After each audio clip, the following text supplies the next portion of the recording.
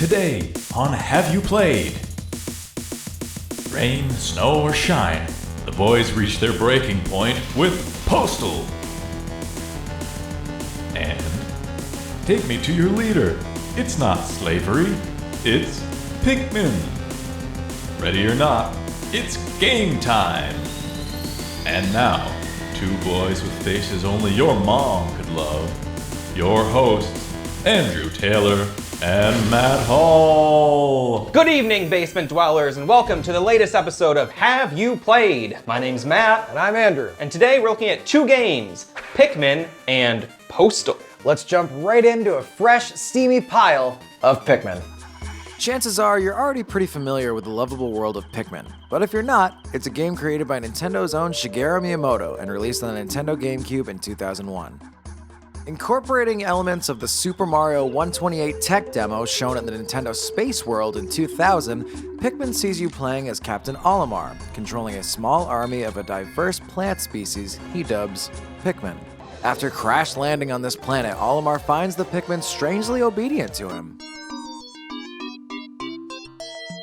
You must explore this bizarre world and, with the Pikmin's help, recover the missing parts of your spaceship, the Dolphin, before your life support systems are used up. You have 30 days to collect the parts you need, so time is of the essence. Pikmin was re-released on the Wii in 2008 with some updates, such as widescreen support, while also integrating motion controls into the game.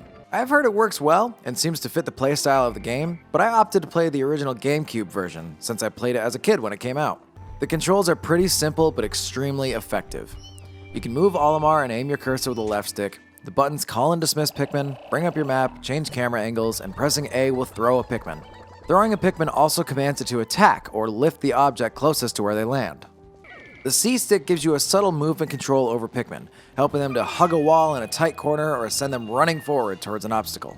Each differently colored variety of Pikmin have their own little nest that Olimar calls onions. These onions store and produce more Pikmin.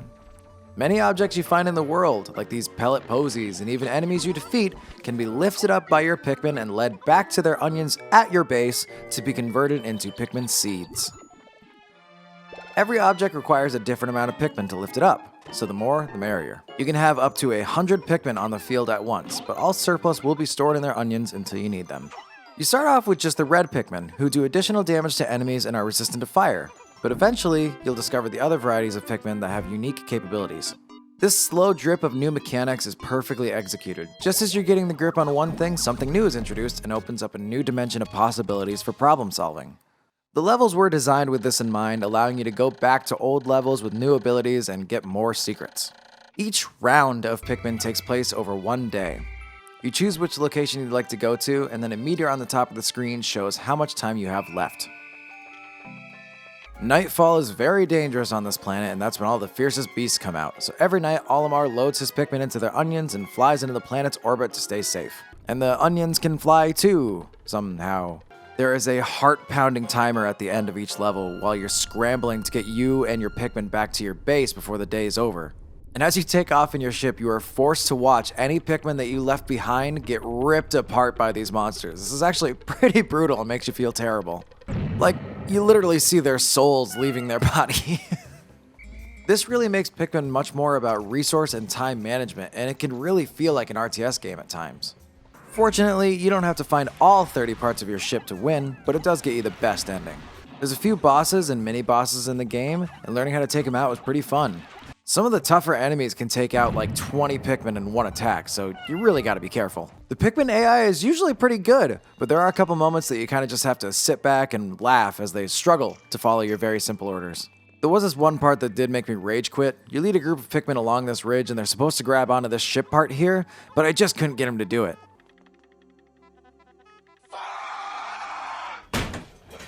So I gave up, and then the next day I tried it and it worked on the first try. So don't get too discouraged. I think my favorite part of the game is the atmosphere. Olimar gives these little blurbs about ship parts as you find them, as well as writing a daily journal entry at the end of each night. These entries reflect specific things you did during that day, and even provide some backstory for Olimar, which I think really makes you feel like you're alone and isolated on this weird planet, struggling to survive, hoping you'll see your family again someday soon. I was really blown away by how much I enjoyed Pikmin. I know it's a hard sell considering there's no chainsaw battles or big boob ladies, but it's a really damn well-made game, and I think you should check it out, regardless of what kind of games you play. All right, Matt, now that we've taken a great look at Pikmin, I must ask you, have you played Pikmin? To my memory, Pikmin is one of the few first-party Nintendo games that I didn't play on GameCube. I feel like I got into it for a few minutes, but for some reason, I probably just never owned it. I never got that far into the game. I don't think I played it past like the first segment.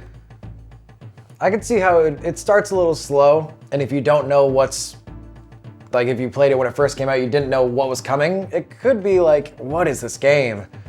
And I think it incorrectly gets labeled as a puzzle game, which it kind of is, but there's a lot more to it. There's elements of action, resource management. It's really a lot more like an RTS than it is anything else. Yeah, I could see that. It seems like it's that kind of mix between like the puzzler and RTS, kind of like a game like Lemmings or Yeah, I'm sure that's like a... Lost Vikings even. I guess there's less characters in that, but... That must have been part of the influence. But was different stuff like Lemmings. different Pikmin have different abilities? Yeah, the red guys are resistant to fire, the blue guys can go underwater, whereas the other Pikmin die instantly if they touch the water. Well, they drown quickly if you don't save them. And they changed that up in following titles. The yellow ones get like electric powers, which is really cool, and that goes into factoring and solving stuff, but they really just nailed that balance in this game, and it feels really good, and you feel like a big brain genius when you figure out how to make stuff work. How long did the whole game take to complete, you think? I probably spent 6 hours on it, Not bad. and I did get the best ending on my first try without looking anything up. But I was like really trying to do it, and I didn't think I was going to. Have you played any of the sequels? Yes, just recently, this is what sparked the thought. I played the third game, and it has an emphasis on co-op play, which I Okay. don't believe the first two games have. And I tried it, co-op, and it was a mess. I think it was designed really well, but I think that kind of game, I gotta try it more, but I don't know if it lends itself to having two people doing that at once. It was kind of confusing. Yeah, it seems like the kind of thing where you'd really need to be really well coordinated. Yeah, for sure. Well, Matt, Well, as much as I love Pikmin, don't you have a game you want to present today? yes, I wish we could talk about Pikmin all day long, but alas, we must talk about the other game this episode, another game that starts with the letter P. It is Postal. Check it out. Postal is a sometimes isometric, sometimes top-down shooter that follows the Postal dude as he goes on a massive murder spree. I covered an early build of Postal 4 on our first episode, and in that review I mentioned my love for Postal 2. And the less said about Postal 3, the better. I became a fan of Postal 2 as soon as I heard it was a game that let you piss on Gary Coleman and blow up an entire marching band. That was around 2003, and while I had a blast with that game, I never really got around to playing Postal 1. It was in the late 90s and early 2000s when we saw many games make the jump to 3D. If you were someone who was introduced to a series like Grand Theft Auto through the 3D titles, the older top-down ones might have looked inferior to you. I think that's what happened for me with the Postal series. However, I think the original Grand Theft Auto really holds up when compared to the later titles. So now that I finally played through it all, how does Postal 1 stack up to the other games in the Postal series? Well, it's not that great. Each of the original 16 levels in Postal have you attempting to take out a certain number of hostiles in the area. Once you've reached your quota, you hit the F1 key to proceed to the next level.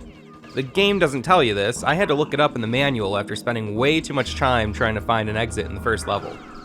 Even though this game has a couple of jokes and moments of absurdity, like the level that takes place on an ostrich farm, the game ultimately has a very disturbing and repellent tone. The Postal dude just goes around murdering people until eventually he tries to shoot up an elementary school and winds up getting locked away in a padded cell. There isn't any background music, just cold, ambient noise peppered with the sounds of gunfire and screams for help. The game doesn't really present much of a challenge either. Avoiding enemy gunfire is fairly easy, ammo is abundant, and while you have a decent selection of weapons, there's often little incentive to use them all. I got through most of the game with just the default infinite ammo machine gun. After shooting someone down, they may crawl around for a while, begging for help. If you leave them alone, after a few seconds, they just die. Or, you can choose to perform an execution on them. But there's really no reason to do so. It's just a little sadistic move you can perform. That really illustrates my main criticism of the game. Postal feels like an unnecessarily cruel murder simulator that offers almost nothing in terms of plot or challenge to balance it out. It was obvious that 2015's Hatred was a tribute to Postal, but at least that game appeared to be in on the joke. Hatred is a brutal murder simulator, but it's impossible to take it seriously with cutscenes like this. How do I overload the reactors? What? No, never! It will cause a massive explosion! Are you insane? That's what I want, and you will tell me. Postal lacks any sort of nuance or narrative structure to offset all the mindless violence. Or at least it seems to. Each level opens up with one of these text screens, offering a sort of cryptic context for the area that you're about to enter. These are dark, edgy, gloomy, and usually make almost no sense. However, according to a series of diary entries printed in the manual, the postal dude moved to a town called Paradise, only to find it filled with violent psychopaths. As time goes on, he realizes that everyone around him has become insane and violent, and he goes on a mission to escape Paradise and warn the world about whatever it is that's infecting the citizens of Paradise and turning them hostile. He's not some deranged killer. He's a man trying to survive a bizarre event that sounds like it may have taken a bit of inspiration from George Romero's 1973 film, The Crazies. I don't know why this information wasn't featured in the original game, and knowing it does put Postal in a different light for me, but it's still really not all that great. In 2016, Postal was remade as Postal Redux, a game that recently made its way onto the Nintendo Switch. Postal Redux incorporates those diary entries that were missing in the original game, and also takes out the elementary school level. Two things that do a lot to shift the overall tone of the game. I haven't spent as much time with Postal Redux, but I would say it's probably the way to go if you're curious about this game. Postal seems to take about 2 hours on average to complete, but I've seen it done in as little as 45 minutes, so it's really not a big commitment if you're looking to check it out. However, I would once again say that Postal 2 is the best place to start if you're looking to get into the Postal series. Feels so good. That's Postal. What'd you think, Andrew? Have you played Postal? I have never played any Postal game, and I don't know if that was an adequate way to make somebody try it. No, like I said, Postal 2 is the place to start if you want to get into Postal. I really wanted to try that first one. I mean, the company went ahead and remastered it, re-released it, remade it as Postal Redux, so I feel like even they have kind of moved on from it, but I just wanted to know, like, what was the original PC release like? How did it play? How did it feel? Wow. In this original release, the whole like plot of him moving to Paradise and these people are crazy and infected and he has to fight his way out. That was only in the manual? That was only in the manual, and so if you had, well, if you don't read the manual, which I often didn't unless I needed to look up instructions. Yeah. Or if you had like a cracked copy or something, you would have never known that. Like the whole game felt just mean and brutal, and not difficult. It just seemed like you were just picking off people for no reason. Without a lot of retaliation. I do feel like there's a lot more of a story there when it's, it's like a zombie kind of survival thing. Like you don't feel bad in a game like Dead Rising.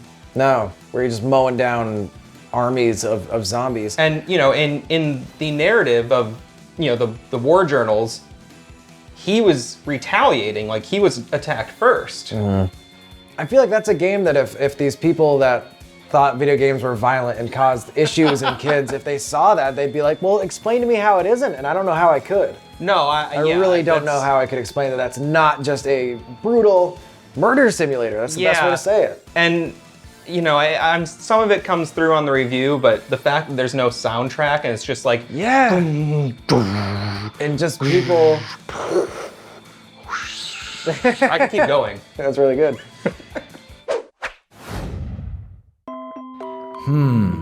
There sure were a lot of P games on the show today. There was Postal, Pikmin. I wonder what other games start with P. PP. Pokemon. Pringles Tournament Fighter. Piss Eternal. Piss Crossing. Piss Out 76. Yeah. Sure are a lot of great PP games. What have you been playing recently?